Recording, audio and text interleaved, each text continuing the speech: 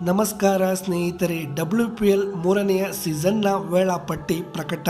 ಒಟ್ಟು ಎಷ್ಟು ಪಂದ್ಯವನ್ನ ಈ ಸೀಸನ್ ನಲ್ಲಿ ಆಡುತ್ತಾರೆ ಮತ್ತು ಮೊದಲ ಪಂದ್ಯದಲ್ಲಿ ಯಾವ ತಂಡಗಳು ಮುಖಾಮುಖಿಯಾಗಲಿದೆ ಎಂದು ಈ ವಿಡಿಯೋದಲ್ಲಿ ಸಂಪೂರ್ಣವಾಗಿ ನೋಡೋಣ. ಹೀಗಾಗಿ ವಿಡಿಯೋಗೊಂದು ಲೈಕ್ ಮಾಡಿ. ಹೌದು ಸ್ನೇಹಿತರೆ, WPL ಮೂರನೆಯ ಸೀಸನ್ನ ವೇಳಾಪಟ್ಟಿ ಪ್ರಕಟವಾಗಿದ್ದು ಫೆಬ್ರವರಿ 14ರಿಂದ ಪಂದ್ಯ ಶುರುವಾಗಲಿದೆ.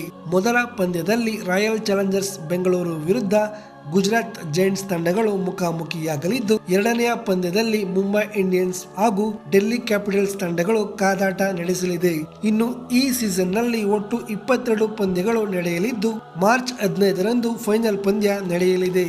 ಇನ್ನು ಪ್ರತಿ ತಂಡಗಳಿಗೂ 8 ಪಂದ್ಯವನ್ನ ಆಡಲಿದ್ದು, ಫೆಬ್ರವರಿ 14ರಂದು ಗುಜರಾತ್ ಜೈಂಟ್ಸ್ ವಿರುದ್ಧ ಮೊದಲ ಪಂದ್ಯವನ್ನ RCB ಆಡಲಿದ್ದು, RCB ತನ್ನ ಎರಡನೆಯ ಪಂದ್ಯವನ್ನ ಫೆಬ್ರವರಿ 17ರಂದು ಡೆಲ್ಲಿ ಕ್ಯಾಪಿಟಲ್ಸ್ ತಂಡದ ವಿರುದ್ಧ ಆಡಲಿದೆ. ಇನ್ನು ಮೂರನೆಯ ಪಂದ್ಯವನ್ನ ಮುಂಬೈ ಇಂಡಿಯನ್ಸ್ ವಿರುದ್ಧ ಆಡಿದರೆ ಫೆಬ್ರವರಿ 24ರಂದು UP ವಾರಿಯರ್ಸ್ ವಿರುದ್ಧ ನಾಲ್ಕನೆಯ ಪಂದ್ಯವನ್ನ ಆಡಲಿದೆ.